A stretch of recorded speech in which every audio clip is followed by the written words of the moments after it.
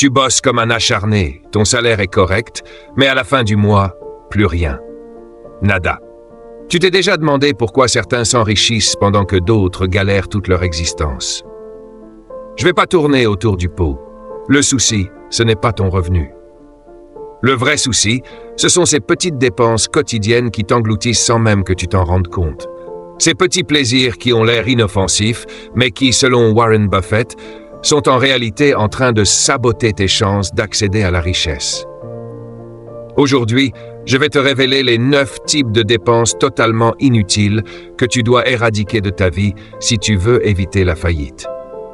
Et crois-moi, quand un des plus grands investisseurs au monde parle, on ferait bien de l'écouter. Ce que tu vas entendre va peut-être te secouer, voire te faire grincer des dents, mais si tu veux comprendre pourquoi ton compte bancaire est toujours vide, reste bien jusqu'au bout. Ce que tu vas découvrir peut transformer ta manière de gérer ton argent et ta vie. Première dépense à virer si tu veux bâtir une vraie richesse, les achats excessifs. Soyons francs, ce qui détruit les rêves financiers de beaucoup, c'est leur habitude de dépenser sans réfléchir. C'est comme tenter de remplir un seau percé, peu importe combien tu verses, ça s'échappe toujours. Tu peux te tuer au boulot, avoir un bon revenu, mais si tu dépenses plus que tu ne gagnes, tu fais fausse route. Point. J'en vois trop qui font les beaux avec leur carte bancaire, qui achètent le dernier iPhone alors qu'ils peinent à couvrir leur loyer. Tu vois l'erreur? C'est creuser sa propre tombe financière. Warren Buffett ne vit pas dans un château. Il est toujours installé dans la maison qu'il a achetée dans les années 50. Il pourrait s'offrir un palais, mais il a compris ce que beaucoup ignorent. La vraie richesse, c'est pas de paraître riche, c'est de posséder des actifs qui génèrent de l'argent, même quand tu dors. Alors oui, si tu veux devenir riche, commence par vivre en dessous de tes moyens. Je te dis pas de te priver de tout, mais apprends à réfléchir avant de dégainer ta carte. Chaque euro non gaspillé aujourd'hui peut se transformer en 10 euros demain si tu sais l'investir intelligemment. C'est pas glamour comme conseil, mais c'est fondamental. Sans cette base, tous tes efforts pour devenir riche seront voués à l'échec. Arrête d'être naïf avec ton argent et commence à penser comme un investisseur avisé. Deuxième type de dépense à éradiquer, les achats faits sur un coup de tête. Parlons de ces moments où ton cerveau se met en veille et où ta carte fait tout le boulot. On connaît tout ça. Tu te balades, tu tombes sur un article qui te plaît et sans réfléchir, tu l'achètes. Résultat, 200 euros partis en fumée sans que tu l'aies vu venir. Et pourtant, ces mêmes 200 euros placés avec intelligence auraient pu te rapporter 10 fois plus sur le long terme. Mais non, à la place, tu as un truc que tu oublieras dans 2 mois. Warren Buffett, lui, il rigole en voyant ça. Il pourrait acheter n'importe quoi, mais il réfléchit à 2 fois avant même de commander un menu chez McDo. C'est ça la différence.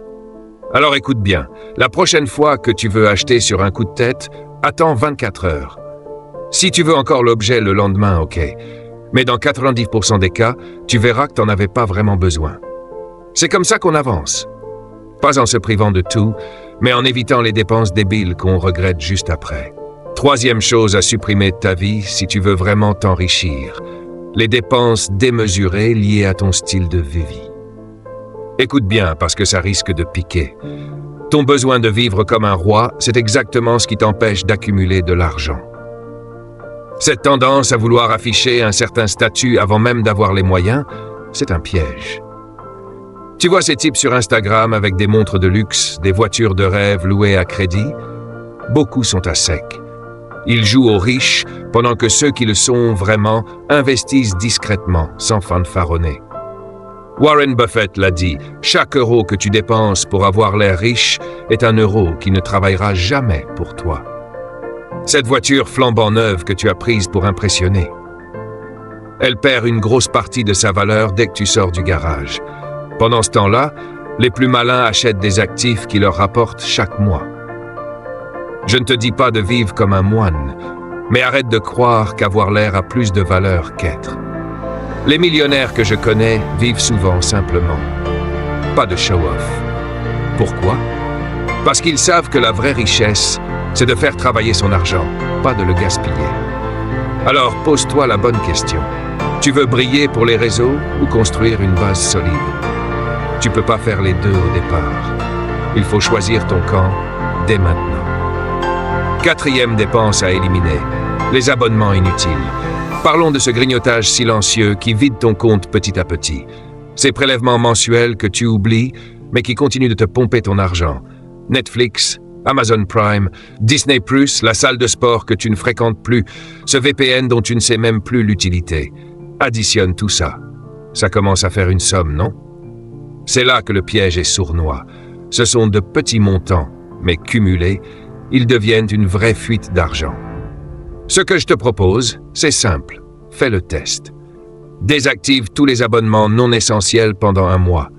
Si après 30 jours, tu n'en as pas ressenti le manque, c'est qu'ils ne te servent à rien. Et ces 50 à 100 euros que tu économises, investis-les. Dans 10 ans, tu verras la différence. Buffett l'a souvent répété, ce n'est pas ce que tu gagnes qui fait ta richesse, c'est ce que tu conserves. Ces prélèvements automatiques, c'est comme des trous dans ta barque. Tu rames, mais l'eau continue de rentrer. Tu ne peux pas avancer vers la liberté financière si tu ne colmates pas les fuites. Garde seulement ce qui a une vraie utilité. Le reste, c'est du luxe déguisé en habitude. Cinquième dépense à bannir, les habitudes de consommation toxiques. On parle ici de tout ce que tu fais par automatisme, sans te rendre compte à quel point ça impacte ton portefeuille et ta santé. Prenons un exemple simple, les cigarettes. À 10 euros le paquet, un fumeur régulier dépense environ 300 euros par mois. À l'année, ça fait 3600 euros partis en fumée. Imagine si tu plaçais cet argent dans un portefeuille d'actions qui génère des revenus passifs. Parlons aussi des restos à répétition, des soirées au bar. C'est agréable, mais si ça devient une habitude, c'est un gouffre financier. Un déjeuner à 25 euros, plus quelques verres le soir, et tu as cramé 600 euros dans le mois. Ce qui est encore plus vicieux, ces habitudes affectent aussi ta santé. Et une santé dégradée, ça coûte encore plus cher. C'est un cercle vicieux. Warren Buffett, lui, il fait attention à ce qu'il mange, ne fume pas, ne boit pas, et il est toujours en forme à plus de 90 ans. Pourquoi? Parce qu'il respecte son corps autant que son argent. Si tu veux bâtir ta richesse, commence par te débarrasser de tout ce qui nuit à ta discipline. Ce n'est pas une question de morale, mais de stratégie. Garde en tête qu'une mauvaise habitude quotidienne peut te coûter une fortune sur le long terme. Sixième dépense à rayer de ta vie si tu veux vraiment construire ta richesse. Les dettes inutiles, surtout celles qui ne te rapportent rien. Écoute bien, parce que ce que je vais te dire pourrait changer ton avenir financier. Les dettes non productives, c'est comme un poison lent pour ton patrimoine. Et le pire exemple? Acheter une voiture neuve à crédit. Ta belle bagnole perd entre 20 et 30% de sa valeur dès que tu quittes le garage, et pourtant tu continues de payer des mensualités avec des intérêts en prime. Tu te rends compte? C'est comme jeter ton argent dans un trou et y verser encore un peu plus chaque mois.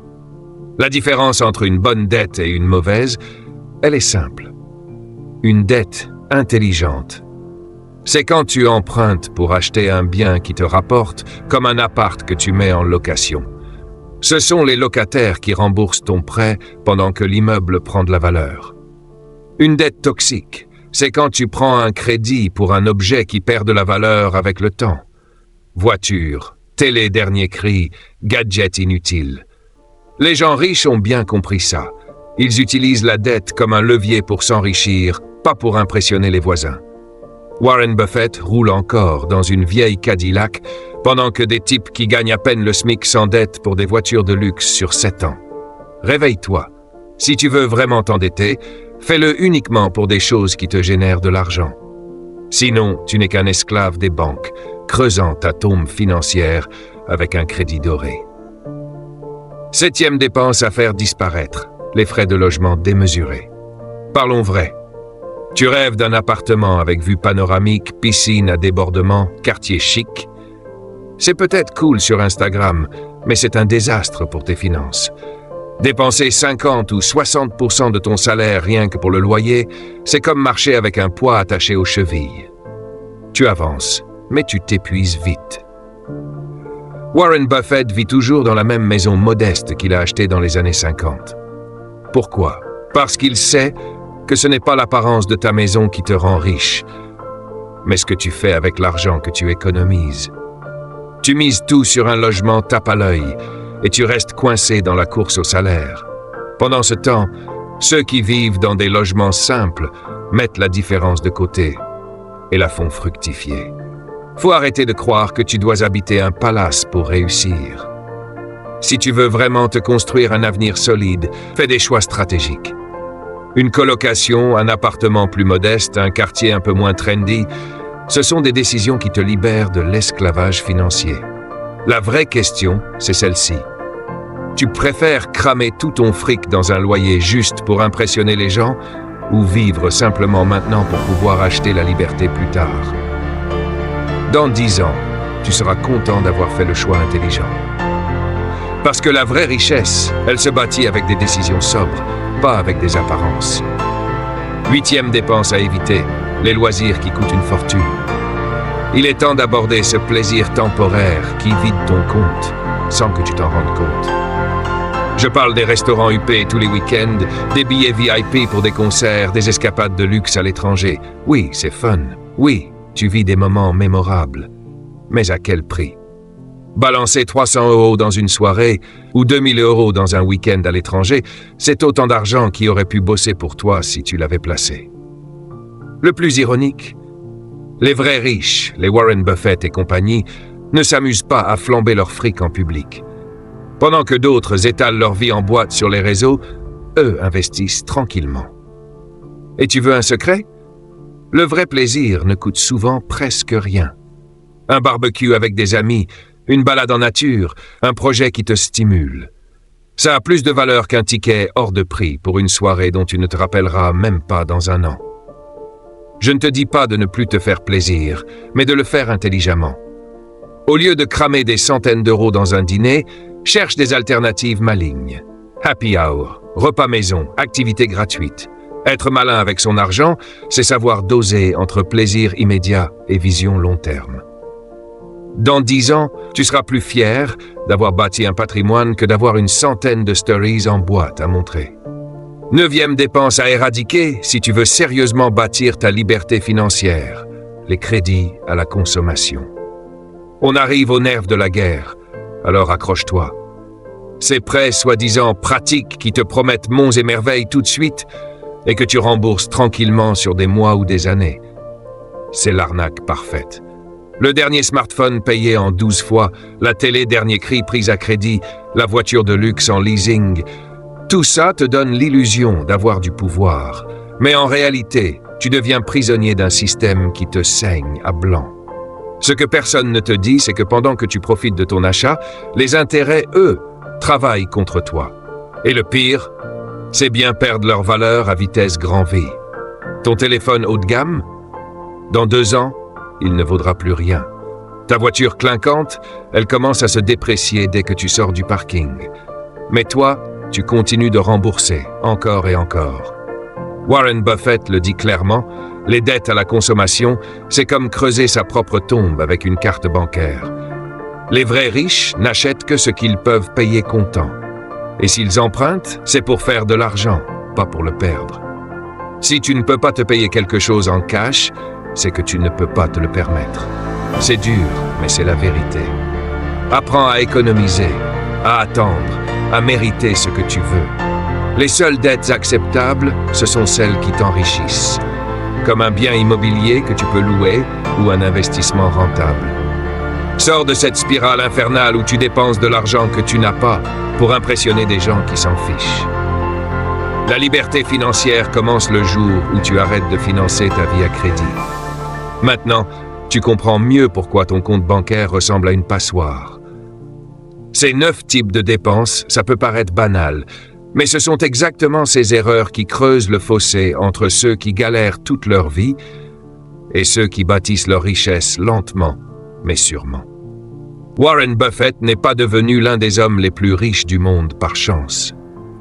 Il a simplement compris une chose essentielle.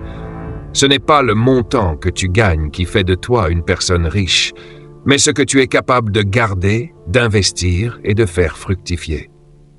Alors oui, ça demande un peu de discipline. Oui, tu devras dire non à certains plaisirs immédiats. Mais entre faire quelques sacrifices maintenant ou souffrir financièrement pendant des décennies, le choix est vite fait.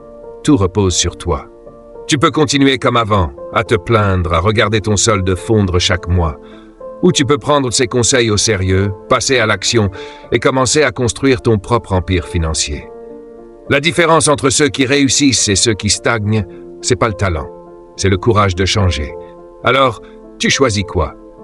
Te plaindre ou te discipliner?